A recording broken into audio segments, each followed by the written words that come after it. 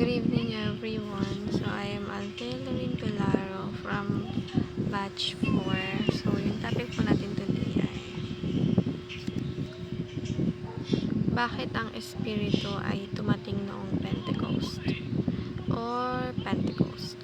At ang scripture po na ibinahagi sa ni Pastor Russell today ay matatagpuan po sa Acts 2 verse 1 to 4. So, basahin po natin yung konsepto ng Pentecost. So, Pentecost was a Jewish feast celebrated 50 days after Passover, originally marking the first fruits of the harvest.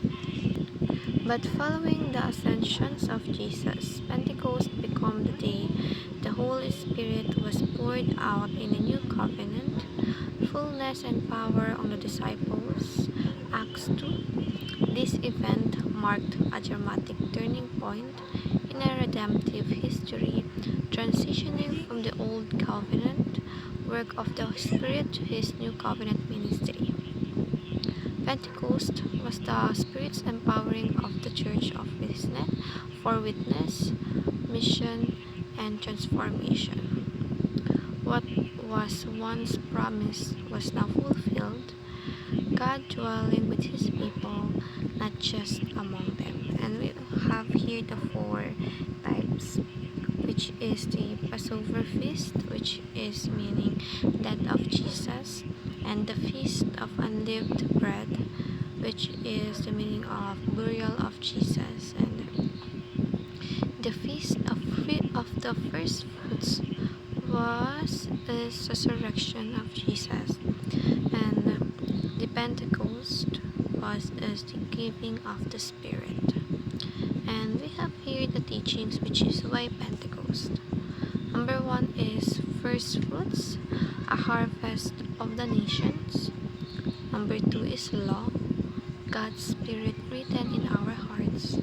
And the number 3 is temple, which is the church is God's dwelling place. So dito po sa pag-aaral natin ngayon, parang isa po ito sa parang dapat pag-aaralan sa part ng Biblia, which is pangyayari noong unang panahon. At dito sinabi niyo yung mga parang code nila noong unang panahon sa like Passover feast, which is meaning death of Jesus. Meron pong mga deep words na dapat na binibigyan pag-aaral ngayon sa atin nang sa ganun mas maintindihan natin yung gustong iparating sa atin ng Panginoong Diyos, lalo na sa Biblia natin.